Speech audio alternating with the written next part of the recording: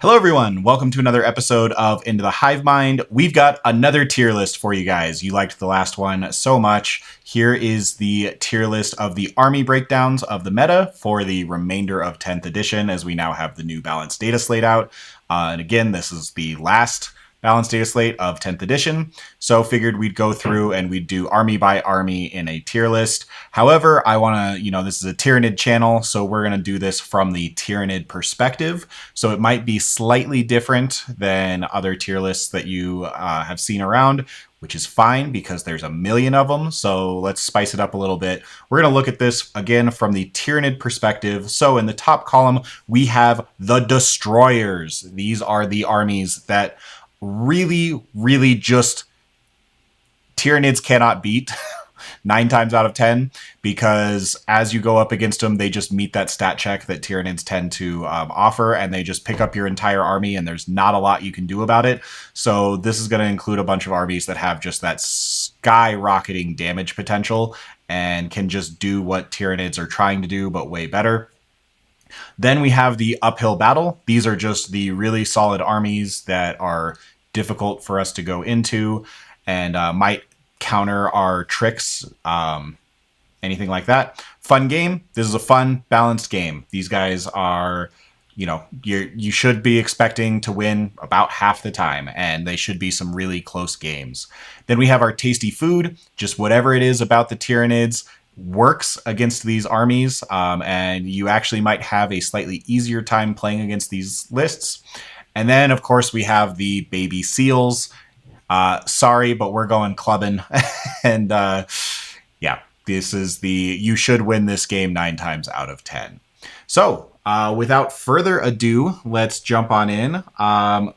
This looks like I just grabbed a template here. I did not look. I assumed this would be alphabetical, and it looks like it tried to be, but has some weird outliers in here. So sure, why not? Let's start off with Thousand Suns.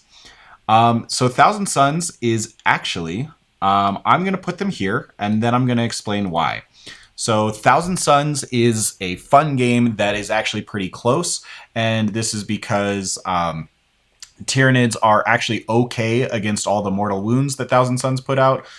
This is just because we, as an army, generally have more wounds than other armies. All in terms of like more wounds per point, because we don't have durability in armor or invuln saves.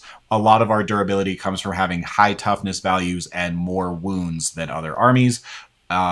The toughness values don't matter as much against T-Suns, but the more wounds just means that their mortal wounds don't go quite as far. And then their kind of their big builds right now are all around Scarab Cult Terminators and Rubric Marines that have all of them get +1 armor save against 1 damage weapons. And that's fine. That's not how we kill Marines anyways. With Tyranids, we have a plethora of flat 3 damage through our Exocrines, through our Maleceptors, through our Hive Tyrants in combat, through our Norns in combat. So we are just, there's no shortage of flat 3 damage in the Tyranid army. So we do counter Rubric Marines pretty well as these Scarab Cult Terminators that are most of the bricks. Although Thousand Suns can absolutely hit us really hard anyways. So I think it actually turns into a really fun back and forth game most of the time that we play against these guys. Can't really think of any other outlier builds that would be super dangerous. Obviously, Magnus is a problem for us. That's going to be a common theme. Anytime the opponent has a option of a Primarch or any other kind of really big centerpiece model, Tyranids really struggle into items like that. So if they do have Magnus included in their list, it does make the matchup a little bit harder for us. Next up, Adeptus Mechanicus. Adeptus Mechanicus are a really good army. That being said, I actually think they're just some nice, tasty food for us Tyranids. They are leadership 7 kind of across the board. And so what that means is our shadows and our battle shock shenanigans actually are more likely to have an impact on the game. And then in addition to that, it's just tons of infantry that have a 4-up save and a 5-up invuln. Tyranids have a plethora of strength 5, strength 6, AP 1, damage 1, just everywhere. So what that means is we really like killing the basic battle line of the AdMech, and even their more elite infantry that are T4, 2 wounds, 4 up, 5 up.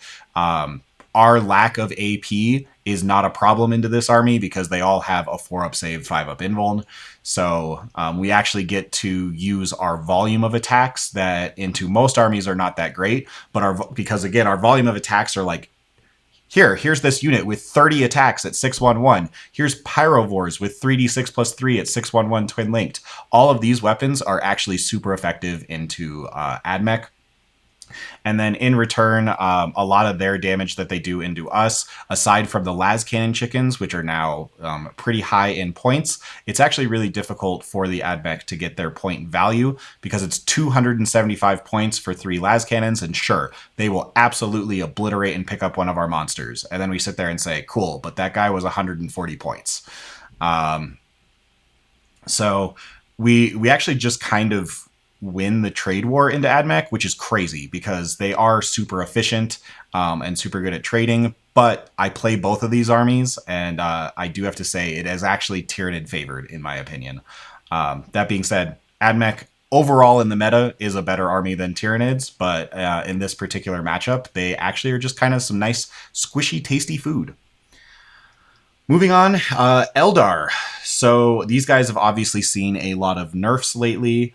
And because of that, they have gone from an uphill battle to just a fun game. A lot of the same reasons that AdMech is tasty food also apply to Aeldari. Unfortunately, that does not include the Leadership 7, although they are Xenos, so I would think they should be. But they're the favorite Xenos of GW. So they're leadership 6 across the board, so we don't get to battle shock them as much. But it is still just a ton of T3 infantry with 1 wound. Again, most of our AP1, they're at least going to get a 4 up save against us. But a lot of our strength 6 attacks, their entire army is T3. It's all infantry. If they bring in, once again, something like the Avatar of Cain or a Wraith Knight, any really big tanky guy, obviously we can struggle with that, but they can't spam these guys. So generally we can ignore that one thing while killing the rest of the army. And with the fire dragons no longer able to shoot and scoot back into a vehicle, we can actually just trade up into the fire dragons and Fuegan now. Like they come in, they split fire, they're going to kill 2 monsters. And then probably fire and fade back behind a wall. But we're fast enough that we can then go and catch them behind that wall and eat them. And then as soon as Aeldar lose all of their fire dragons, the Tyranids have now won the game. They don't have anything else that's really good into us. Now, the fire dragons are super effective into Tyranids because we have a lack of invulns generally across the army. But as soon as, now that they can't infinitely shoot us and hide in their transport, it becomes a much easier task for us to remove the fire dragons from the table. And as soon as we've done that, for the most part, we generally have a much easier time winning the game from that point forward, as Banshees and everything else, all of the Swooping Hawks, all of these Warp Spiders, they're all really good at anti-infantry. But if you're just running a monster spam list, which is at least half of the Tyranid lists these days, then the fire dragons are kind of the only thing that kill you. Even the Reapers don't really kill our monsters that effectively. So yeah, it really just comes down to how quickly can you kill the fire dragons, and once you do that, it's a downhill game from there. So this is probably closer to the bottom of fun games and closer to tasty food, but Aeldar do have all of the shenanigans that us actually connecting with them can sometimes be difficult, turning it into a bit of a puzzle game. Imperial Agents. These guys are baby seals in the meta, and then they're like the babiest of baby seals for Tyranids because, once again, same as AdMech, this is a whole army of nothing but like T3 guys that have a 4-up invuln, which is really good against certain things. But when we're sitting there and we're like, I have mass attacks at 611 twin linked from Pyrovores and Raveners with Synapse and Warriors with Synapse, and it just, we have all of this stuff that eats T3 infantry that is low AP, and so we don't really care that they have a 4-up invuln anyways. I actually played against the Imperial Agents at LVO with my Assimilation Swarm list, and he basically scouted forward and tried to put me in jail. And I just had to laugh because he stood his whole army, 6 inches away from mine. And I was like, ha, joke's on you. My army moves 5 or 6 inches anyways and is just 150 attacks at 611 twin linked. So yeah, I just ate his entire army. I ate all 30 of those guys, bottom of one. And then I just had to deal with two of the Death Watch units, which actually hit me really hard, but thankfully there was only two of them, and I was able to kill them back. And yeah, again, not much of a real army anyways, but especially against us, we love just some T3 infantry. So the babiest of baby seals for us to go clubbing. Black Templars. This also I'm going to put at fun game because while they do hit ridiculously hard, we actually outtrade them. The problem with Black Templars are they do have most of them are running double Repulsor Executioner, which just get to shoot us all game long. Unless you brought your Tyrannifexes and you get a little bit lucky hitting through smoke. They're going to be able to shoot their Repulsor Executioners at us for an entire game, and you're just going to have to live with that. But the rest of the list is generally Sword Brethren with Marshals, with Castellans, and then you've got the name Helbrecht, same thing. So you basically have like three really hard-hitting combat units that are going to pick something up, and then you just kill them in return, and you generally trade up because these units are like 250 points or something like that. And they come in and they kill our 150 point thing. Even our they go in and they kill a Maleceptor. And the Maleceptors actually are fantastic into these guys because they go in, they do their leadership check. They're -1 to hit. You have the 4-up invuln. And even better if you have a Death Leaper nearby because then, occasionally they fail their rerolls check.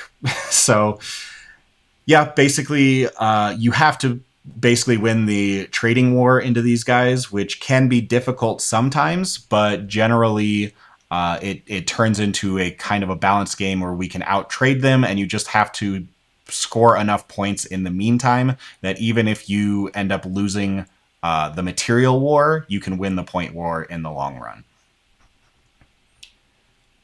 Blood Angels. Blood Angels are going to be one of the first ones that go into an uphill battle. They're not quite the Destroyers because all of their damage is in combat for the most part.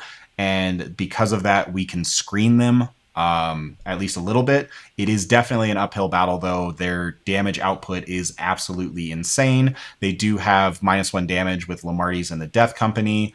They have fights first in a decent number of spots, and yeah, they can just kill a ton of stuff all at once, which makes it a lot harder to win the trade war because Blood Angels are that army that are going to stage turn 1, hit you with their entire army turn 2, and Tyranids generally have a hard time dealing with that. So if you have a bunch of screens ready, then you can turn it into a game. But if you forgot to bring your screens, this can go south real quick as your opponent picks up half your army on their go turn, and then you just don't have the material to really fight back. So Rage Cursed Onslaught is the one I'm thinking of immediately, but of course there is the more balanced version that like Jack Harpster likes to play with the character Blood Angel detachment. That one becomes a more just kind of a balanced, fun game. Obviously, Jack Harpster is a very good player and kind of the only one that I really know about that plays that detachment. So I imagine he would beat me. I'm just going to say that. And I haven't really seen anything else, but I have played against a lot of Rage Cursed Onslaught. It is an uphill battle. It is winnable, but definitely on the more difficult side, again, because they kill you all in one big wave, and Tyranids can really struggle to fight back against that. Chaos Knights. Yes. Also an uphill battle, and actually depends on the build. So if Chaos Knights are doing the War Dog thing, then it's a fun game that you're just kind of trading. They kind of win a little bit out OCing us. If they're doing the spamming War Dogs, that's not really the way that they play anymore.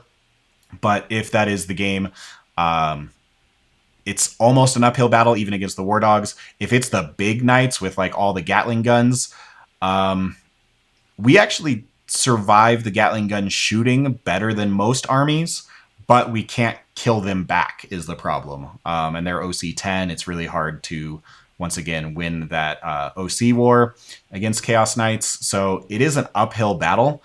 We're just really bad at killing these big guys, and they generally kill us back pretty well. Obviously, if they have the bigger guns, then it's even worse for us. But what I've seen for the most part is still like the triple Gatling. They can also ally in like a Great Unclean One, who, yeah, that can be difficult for us to kill, and we're just not good at killing big stuff. But we could try and fight the secondary game and try and outscore them in the meantime. But that's kind of our best hope against Chaos Knights. So definitely an uphill battle. Chaos Space Marines. These ones are tricky because they do have one of the higher damage outputs for sure, and it can definitely be in shooting. But they're also not nearly as tanky. Like, we can actually kill them right back. So I want to say it's a fun game, but it's real close to an uphill battle. Because again, their damage output is actually insane. But thankfully, their survivability is not that good, and they kind of have to play a fair game against you for the most part. Like, all of their damage that they do against you, they have to come out and do that damage against you, and then you do get to hit them back. So you scam them on a few clutch 4-up invulns, a few clutch 5-up feel no pains, and then you get to come back and hit them and pick up their unit in return. Or you've just banked enough CP that you can interrupt when they hit you on their go turn, and you know, you could just turn it into much more of a push and pull game. But watch out, because yeah, if you slip up against Chaos Space Marines, their damage output can just lift half your army in a single turn. So fun game, but very close to uphill battle. Adeptus Custodes.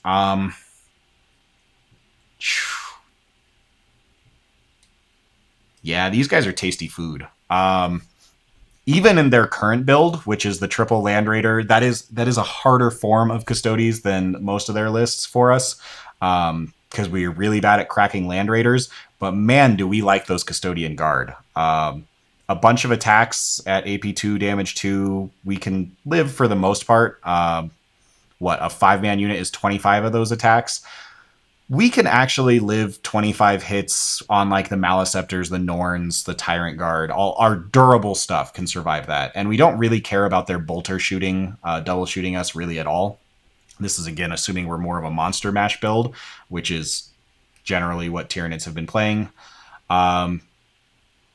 And our Exocrines and Maleceptors love shooting the Custodes as soon as they're out. Give us Terminator equivalents all day. That is what we are best at killing at. And then once again, like our Hive Tyrants in combat, our Norns in combat, they're all these flat 3 damage attacks that just pick up all these guards pretty easily. Ideally, you shoot them, you bait out the 4-up, you threaten to shoot them with Exocrines, you bait out the 4-up Feel No Pain, and then you charge them in combat with like a Hive Tyrant and pick up a squad.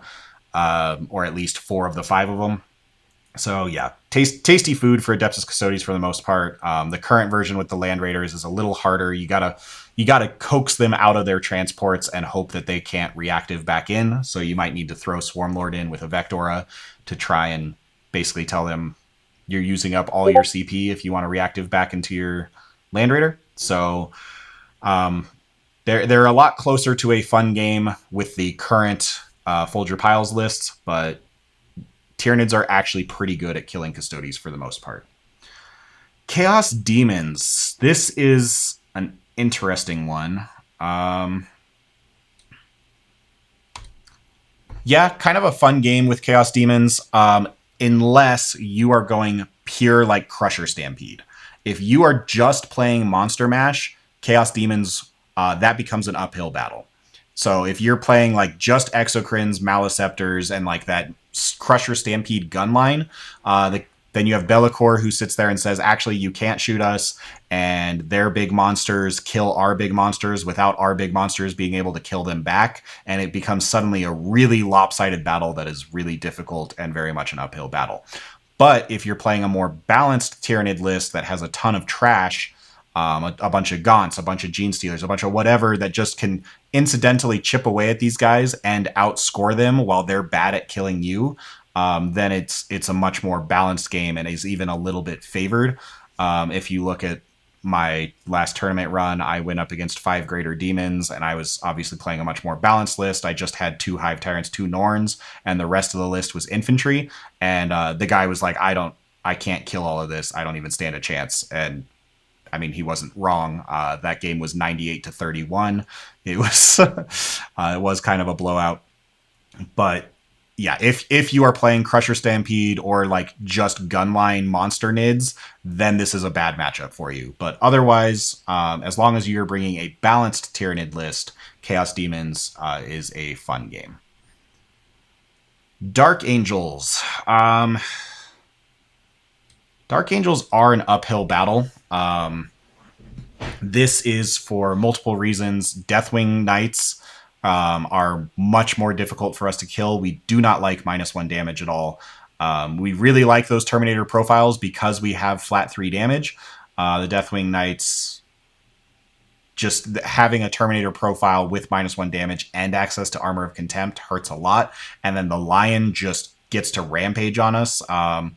The Lion's weakness is like he has a 4-up feel no pain against mortals, but still most people can sit there and throw grenades at him and tank shock him just to chip away half his health, and then they just have to get like 1 lucky big hit through. We don't have lucky big hits unless you're counting a Tyrannifex, and I don't. 2 Tyrannifexes having 4 shots, we're going to hand him 3 saves with a 3-up invuln. He's going to make 2 of them CP reroll and make the 3rd and take no damage. And then he also has fights first, and there are other units that Dark Angels can have to get fights first. The Wrath of the Rock detachment getting to charge us at the end of the charge phase, basically doing a heroic intervention without you having to have charged for them to do it. All of that is stuff that we really don't like.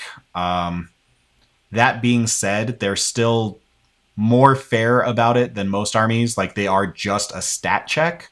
They don't have too many tricks other than fights first and the Wrath of the Rock charge you ability. But with those, it is a bit of an uphill battle. And yeah, it's obviously if they're going more like the Azrael list with like Gunline, then they're just regular Space Marines, and that's for the most part fine. That turns into a fun game. But yeah, specifically the Wrath of the Rock detachment with Deathwing and the Lion is an uphill battle for us. And that's what I think of when I think of Dark Angels. Death Guard. Ooh. Death Guard's tough. They're at fun game right now because they've been hit with points enough times that they actually don't have enough stuff to make it a truly uphill battle.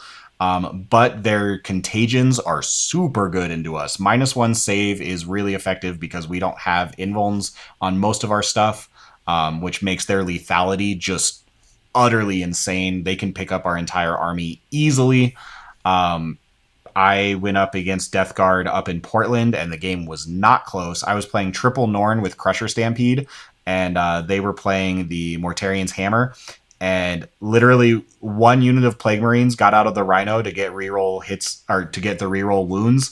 And then his 4 plasma guns one-shot my Norn. It was disgusting.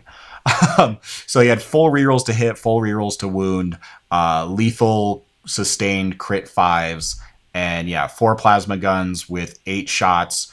I think he rolled with the full rerolls, rolled 7 5+, so he got 7 hits plus 7 more lethals, and then those 7 hits are wounding on 5s rerolling, and I think he got 6 of them. So he's like, here's 13 saves, and I just went and made like 2 of them and took 22 damage and just instant evaporated. That was crazy. Obviously, he had the rest of the unit that was still shooting me as well, but just the 4 plasma guns already killed me. So they can certainly spike with all of their ability stacking, and that means that they can just lift your army. But they have been hit with significant point nerfs, and because of that, when you do hit back and you start chipping away at their resources, they actually don't have a lot of resources left available. If you start chunking away like a third of their army, you suddenly realize that they don't have a lot left, especially to like score points and actually play the game. I do see 30 Poxwalkers in a lot of lists, and that actually can be a big issue for us because they can screen out their entire backfield. They do a really good job of screening the middle and making sure that we have to trade with them, and then they get to kill whatever killed the Poxwalkers pretty easily. So, yeah, Death Guard for sure used to be very much an uphill battle. Then they got points nerfs and are now kind of more in the fun game range, but depending... There's some really good Death Guard players out there, and sometimes it feels like they're in the Destroyer detachment. Death Watch. They're... I'm actually going to put them there. I have not played against Death Watch a whole lot. I don't know. They might be an uphill battle. Obviously, we are Xenos, so they get a whole bunch of bonuses against us. They are easy for us to kill. But man, that Alpha Strike when they first come in, if you are not like defensively arrayed perfectly, they can sneak in and just suddenly lift half your army, and there's nothing you can do about it. And the other thing about Death Watch, they're kind of a casino army in that, yeah, they deep strike in and their shooting is absolutely insane. But then on top of it, sometimes they just also make their 9-inch charge from reserves. And if they do that, then there's literally nothing you can do and you just die. So watching Death Watch win LVO in January of last year was that's basically what he did. He came in with his kill teams, shot the bejesus out of Ben playing him in the finals, and yeah, shot him, lifted up a whole bunch of stuff, and then also just proceeded to make the 9-inch charge from reserve with both of his kill teams and just lifted up 2 more extra units. And Ben basically just lost the game on the spot. So they certainly can do that. And but if you are able to screen and make it where they have to come in and hit your hit like your trash stuff, and then you get to go back and actually hit them, they are not that durable and you do kill them very fast. But surviving that initial onslaught can be very difficult. Drukhari. See, this one's hard because I kind of only play against some of the best Drukhari players in the world. I don't have that many just normal Drukhari opponents. I have Nick Rosasco, Cody Giroux, Steven Trimble. Those are the Drukhari players that I'm playing against.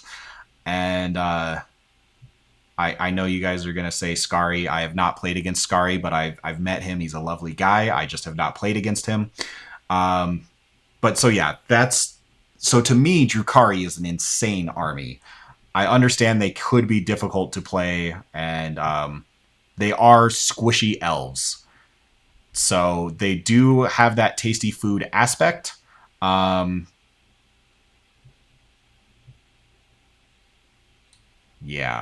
I'm going to put them there.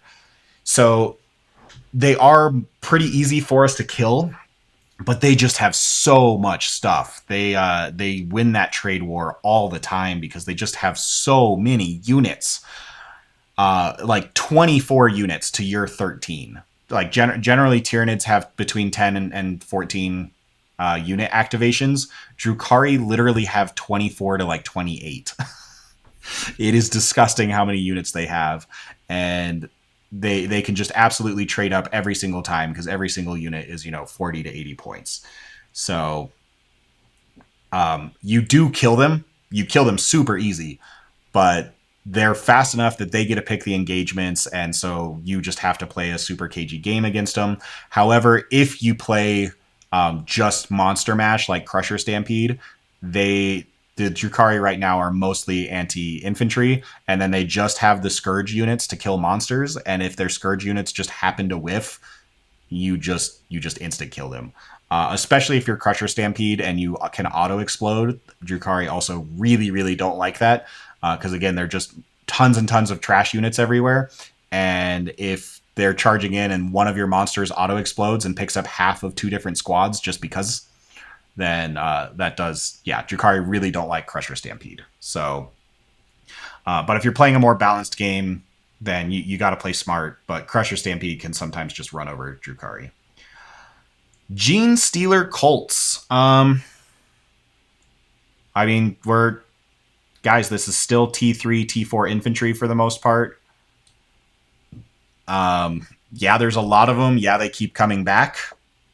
But half the time, depending on your list, they can play the trade game against you, which is all Genestealer Cults really can do. But half the time, they just don't kill your monsters. And then you just keep chipping away at them, and you will eventually make them run out of stuff. And as long as you make sure that you're still scoring your points throughout the entire game, that's really all you have to do. You just have to survive and score points while making them continually have to trade resources. And if you do that long enough, they do just kind of run out. Against Genestealer Cults, you very much save your Shadow in the Warp till the end when everything is on the table and there's not really anything else in reserves, and you're almost out of stuff, and they're about to score their massive bottom of 5.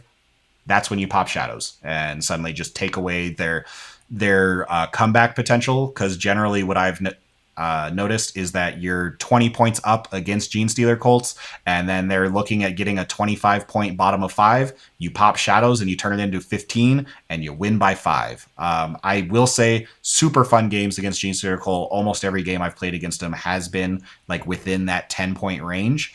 But I think I've won just about all of them with doing that Shadows on 5. So you just have to keep like a Maleceptor alive. You just have to keep a Hive Tyrant alive, a Neurolictor alive to make sure that you can Shadows on 5. And as long as you can do that, they're leadership 7 kind of everywhere, and enough things should fail that they can't get the full max comeback turn. Grey Knights. Yeah, Grey Knights are just Marines, except when 2-up armor saves, and we do have low AP, so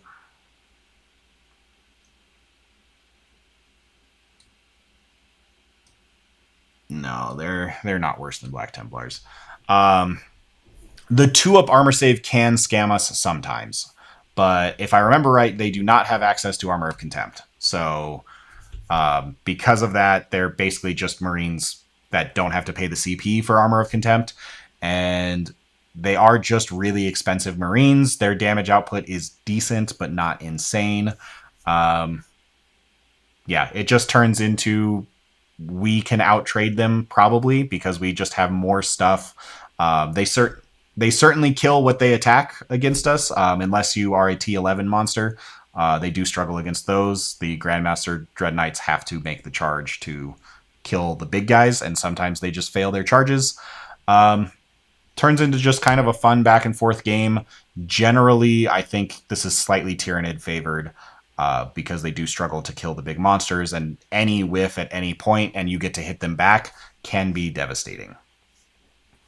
But yeah, they basically, we don't care about their teleport shenanigans because we just kind of swarm the whole board and say, yeah, most armies that we play against are faster than us. So we don't care a whole lot about your teleport shenanigans. We're just going to go run on the objectives and stand here anyways and expect you to attack us. So you being able to get cute angles is whatever. Imperial Knights. These are the same as Chaos Knights, except they're a little worse because they're a lot more likely to play just big knights these days, which is harder for us to kill. So these guys, yeah, they're really an uphill battle for us. Thankfully, like Chaos Knights and Imperial Knights would be in the Destroyer column just because of our inability to kill them, except they're bad in the current metagame. So that is the only thing keeping them out of the Destroyer column and in the uphill battle column instead. But them auto-seeing us and being able to kill us while we can't kill them back does make it an uphill battle, and that's just Tyranids are really bad at killing these big things, and that's all their list is. So Astra Militarum. Obviously, this is actually probably the top army in the game, in my opinion. If you were to be playing like the Recon Guard, we don't mind the Recon Guard though, and we definitely don't like mass Lehman Russ spam. Is kind of a problem for us, because we don't kill Lehman Russes, and so the only thing that we can do against those is just try and outscore them, but that's very difficult to do against Guard because it's not just going to be 5 Lehman Russes. It's going to be 5 Lehman Russes with 12 Bulgrin with 30 Catachan scoring objectives.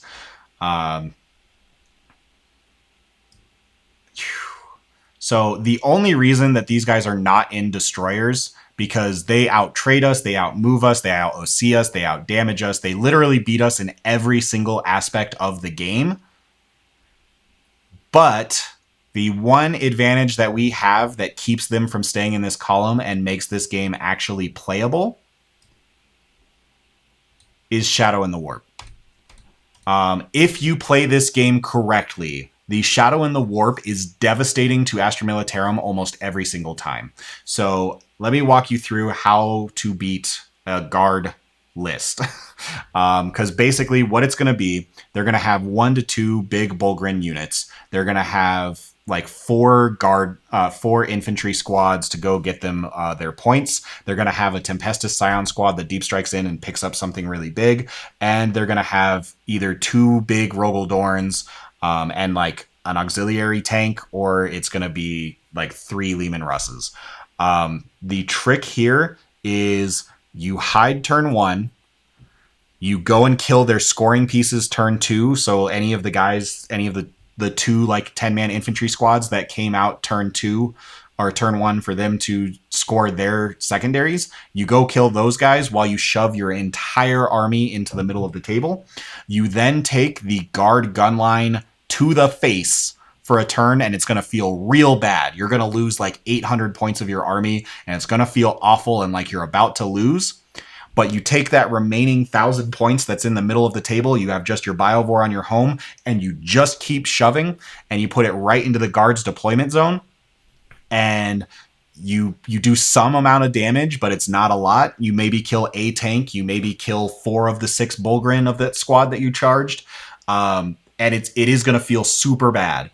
And then you pop Shadows at the beginning of their turn 3 or turn bottom of 2, whatever it ends up being, and when you pop that Shadows, they are in your Synapse range because you have Hive Tyrants or Synapse Monsters or whatever in their face, in their deployment zone, and they're a Leadership 7 army. Now, their choices are, do you want to make all of your orders that on your units that you care about +1 leadership, and then you're no longer +1 to hit, or do you want to do +1 to hit and risk that you're going to, not roll an 8+ on your leadership and you lose your orders? So because Astra Militarum lose their orders when they are battle shocked, that makes Shadow in the Warp super effective, especially because they're a Leadership 7 army across the board.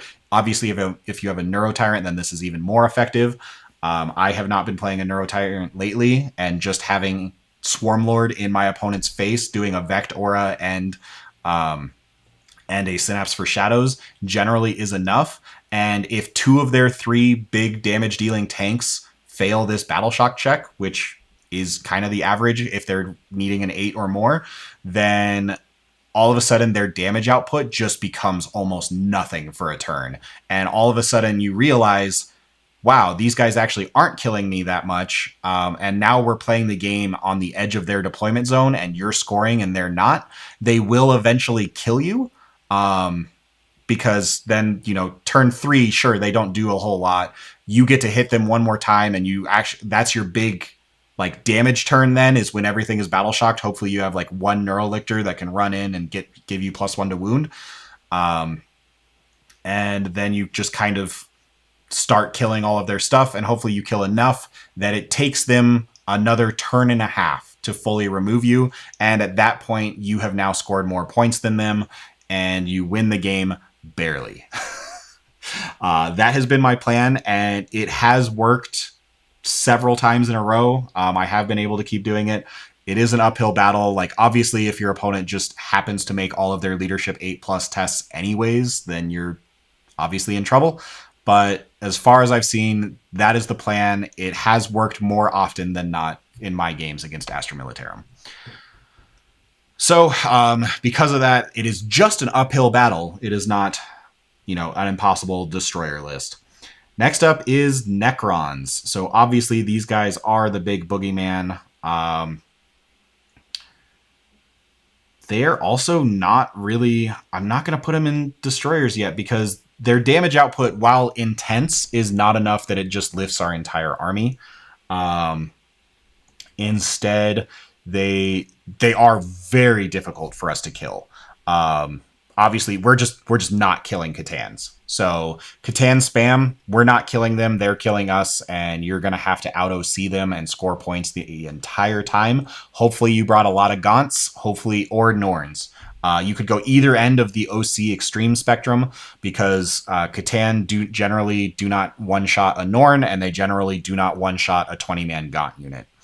But the problem is the rest of the Necron army, if they are running the 20 warriors with Oricon with the 4-up invuln, and they have a Catacomb Command Barge to make all those guys OC3, this matchup suddenly gets infinitely harder. Because that out-OCing them plan is way harder to do when they have another invulnerable unit that you just can't kill that starts rezzing models that are also OC3 per guy. There goes your plan of out-OCing them while trying to survive. So definitely an uphill battle. They don't kill us super fast. Don't get me wrong, they do have a ton of damage, but you're not getting tabled on turn 3 against these guys. You're just not killing them, and you for sure will be tabled on turn 5. You are not getting a turn 5 against these guys, so you better build up a points lead. So definitely an uphill battle. That being said, with people liking C'tans so much, that's actually kind of what we prefer more than like a bunch of destroyers that are all OC2 or a bunch of warriors that are OC3 that also the destroyers OC2 that also does a ton of damage, or the warriors, well, we can't kill you, but we also can't outscore you. So I actually think we like the C'tan more than anything else, not because... Again, they win the material war. They kill us, we can't kill them, but we're outscoring them the whole time, and hopefully we can hang on just long enough. So definitely an uphill battle, but they don't just lift us off the table and make this impossible. Orks. Orks are genuinely always a super fun game. I have never not had a fun game against Orks. I think that's just Orks the army for everyone. Going into Orks is generally a fun experience. They're just wacky and wild, and just they're here for a crump and good time. They run at you, they hit you in the face, they shoot you a lot, but it doesn't really do anything, so you feel good about yourself, and you're lifting up models the whole time. It's the same as playing against like the Tyranid Endless Swarm, where you're like, wow, I'm losing because of points, but man, I feel great because like I'm lifting up 150 models, so you know what? I'm losing, but I'm having fun doing it. Orks are generally kind of the same thing. We don't really kill Ghazghkull, same kind of thing, but Ghazghkull can only really be in one spot. And they're kind of like the Eldar Genestealer Cult in that it's mostly infantry, but they are harder to kill infantry than the T3 guys, because obviously they're T5. But you just have to survive the Wa turn while they all have a 5-up invuln, and then you lift their entire army as soon as that's over. So, same kind of thing. You just throw up a screen, bait out the Wa, then lift their army, and yeah. That is the game plan into Orks. Turns into a really fun game. They do just have a ton of resources, though, that they are not in the tasty food column, because they can outtrade you if it is a smart player. Adepta Sororitas. Yeah, these guys are an uphill battle. So, reasoning that these guys are an uphill battle when they are a T3 army, which every other T3 army we really like, multiple reasons. A, they're a T3 army in power armor, and they are cheap. They still are so insanely cheap that they get to have so much stuff that, yeah, we don't like I said, all of our attacks are like 611 or 522. They genuinely, they're just way harder to kill than the rest of these T3 armies. And on top of that, they just seem to have just as much or more stuff. And then there comes Morvenn Vahl. Morvenn Vahl and the Volgons pick up 2 monsters every single turn, guaranteed, and you're going to kill 1 Volgon in response. Tyranids are just really bad at killing the Volgons, and that's not good because the Volgons kill everything. So Morvenn Vahl and the Volgons single-handedly make this a ridiculous matchup for us. Yeah, that's generally been my experience. And then, of course, them having the Fate dice where they're only going to get 2 of their 8 Melta-shots through. But man, those 2 Melta-shots that did get through, they're doing 14 damage. Oh, look at that. Your guy got 1 shot. And yeah, your monster got 1 shot anyways. So yeah, genuinely a pretty difficult matchup because they are packing Meltas everywhere, including especially in Morvenn Vahl. And the Fate dice just make it where those 2 that do get through pick up your big stuff, and they've got enough durable trash that it is pretty difficult for us to really respond in any kind. So Sisters are definitely an uphill battle. All right, Space Marines. This is the one, guys. These are the true destroyers. So Space Marines, as I'm sure you guys have heard on the internet, there's a big discrepancy on their win percentage. This is because Space Marines are the default faction that all new players are literally coached by GW to start playing. Anyone who goes as a new player and says, I'm interested in Warhammer, the GW guys that run the store say, cool, here's Space Marines. Go play, go have fun, start painting these guys. So because of that, the win percentage does not reflect how powerful this army really is. They did just get nerfed. Apparently, they just lost Calgar. It's not going to matter, guys. The Oath with +1 to wound is so insane against Tyranids because like they're going to sit there and they're going to be like, what is your one big durable thing that I absolutely have to kill? Okay, cool. Oath. It's just dead. I don't care what my army actually is. Because I oathed you with +1 to wound, your big durable thing is just gone. And then like half the Space Marine lists have double oath now. You have Deathwatch with double oath. You have Iron Hands with their character has double oath. You have Gilliman gives double oath. Like it's just everywhere. And all of those guys get +1 to wound. It's just... Vindicators with +1 to wound full rerolls is so absolutely disgusting. Josh Roberts obliterated me out of LVO with it, and I have not recovered since. Every time I've played against Vindicators, my entire army has just been lifted easily. So these guys are the destroyers. They can just kill you, and you can't kill them back because they have you just don't have a game plan against them because they have every single tool in the book. They have the damage output to just lift your army thanks to the Oath and their insane tank gun line. They have reactive moves. They have fallback, shoot, and charge. Because of Gladius, they have the most ridiculous Gravis Armor Captain that is just such a good trading piece. They have the Lone Op Lieutenant that is also just such a good action monkey. I know he just went up in points. He's still going to be in every single list. So they just have super hyper efficient units absolutely everywhere. And you just can't kill them back as Tyranids because everything has a 2-up save with access to Armor of Contempt, with, with reactive moves, with smoke, whatever. It's just so impossible against a good Space Marine player. Now, there are plenty of average or mediocre Space Marine players, and yes, we can walk all over them. But a good Space Marine player that is just playing the most hyper-efficient stuff that, you have 240 some odd data sheets and like 40 something detachments to build your own list against, or build your own list from, that if you really do just take the best of everything, I don't see how you lose, because with having such a wide range to pick from, you're going to guaranteed get good stuff. And that's the problem, is that it's never going to go away. No matter how many balanced data slates or patches or whatever that they give them, they just have too many. Their range is too deep. They're always going to be able to find something to build whatever they want and be able to implement it.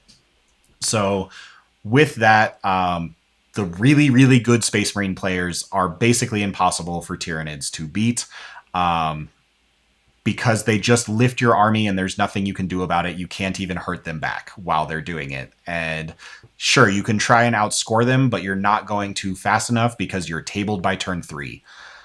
That is genuinely my experience, again, against anyone who's playing the hyper-efficient stuff. And it's the combination of Oath, and it's the combination of them having 2-ups basically everywhere, with Armor of Contempt.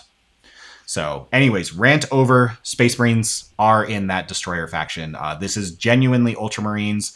However, Ben Neal just did it to me with even just Iron Hands double Oath. So anyone that can get the +1 to wound Oath with a tank gun line, they go in here.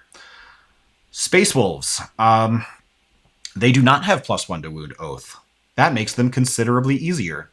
That makes them just a fun game. So they do have 4 wound Terminators, which can be really annoying for us to chew through. Yeah, I think... I don't know. They're between Thousand Suns. Yeah, they're kind of right in there. This is just another melee Space Marine matchup.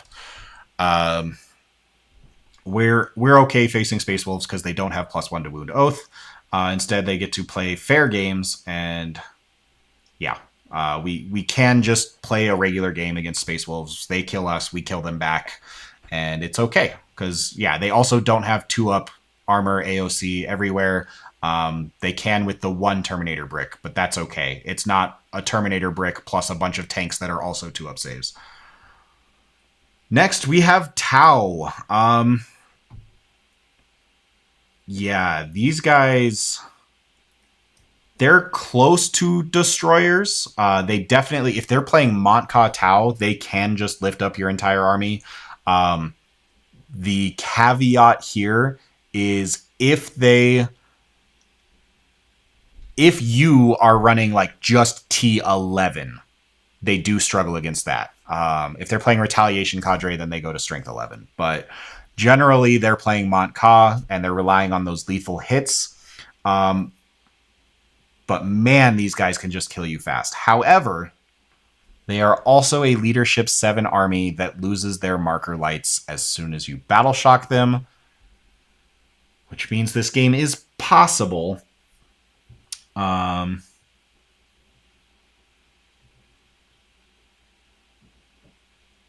Yeah, they are harder to trade into than Astra Militarum, though, because they even if you like tag them in combat, they have so many ways to still just shoot you anyways to fall back. The guard, at least when you tag them in combat, like half of their tank guns are blast.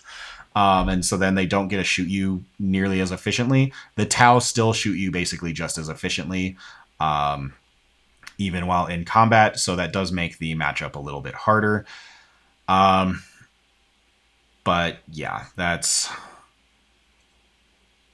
yeah, I think that looks about right. Probably put them right there because we can also outscore them. They do have decent trading pieces, but their trading pieces are all super easy to kill. But their damage output is just absolutely insane. All right, Tyranids. Well, of course, Tyranids versus Tyranids is going to be a fun game. I don't know why it would be anything else. Just have a blast. Both of you know each other's army. You get to shake hands and say, cool, you're a Tyranid player. That means you're all right in my book, and you get to move on. Leagues of Votann. These guys are just a fair army. They're good. It's just good all-around army for the most part. Delver Assault Corps is really good if you're playing Crusher Stampede, and if you're just playing all monsters, the Delver Assault Corps is nothing but anti-monster 3-up flat 3 damage weapons. I got to play against that in Portland with my Crusher Stampede. That was really fun. No, it was actually a great game. But yeah, Leagues of Votann, they're just a solid all-around army that shoots you, that charges you, but they play a fair game. And as long as they're playing a fair game, it's a fun game. I am going to make a change here. I'm sorry. Death Guard, I'm just realizing I've played against Death Guard too many times where they have just lifted up my whole army. So half the time that I play against Death Guard, it's a really fun, fair game. And half the time I've played against Death Guard, they have been destroyers, and I stood no chance whatsoever. So I'm going to put them in between and compromise and say they're an uphill battle. Because it just really seems like it's a have or have not situation. If they check that box, there's nothing you can do. And if they don't, then you're in for a fun game. World Eaters. World Eaters are my weakness. I don't know if they're a Tyranid weakness. I've gotten my butt handed to me the last few times I've played against World Eaters. They're still just a melee marine army that we should be able to outtrade. But man, that with those blood dice being able to pile and consolidate 6 inches, it becomes way harder to actually screen them. So yeah, I'm going to put them up there as well. So yeah, that's just, they have really, really high damage, and they are just a melee army, so you should be able to screen them, like I said. But the blood dice combo with with the Berserker Warband or whatever Berserker main detachment that all World Eaters play, the strat to then swap into a third Blood Blessing in order to get the pile and consolidate 6. I have fallen for that 3 times. I literally, I get completely tabled by someone doing it, and then I go and I play them again, and I say, all right, I'm going to watch out for this. I know you can do it. And I stand 7 inches away, and that's not far enough because they pile in. They still get you anyways. It's really hard to stand 7 inches away from your entire army as Tyranids because you have so much stuff. So something is going to get hit and eaten, and you can hit them back, and they do die. But man, they can just alpha strike you, and if you're not perfectly screened, they can just lift your entire army. So yeah, let's go with that. I guess in fairness, I'm going to put the armies that can be destroyers up there for a little bit. If you want to get the screenshot of things that can just kill you and you have no chance, that is going to be here, here, and here.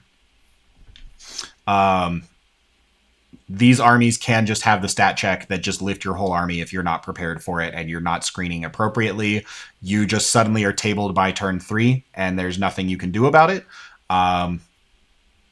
But most of the time, that is not the case, and you can play a normal game against them.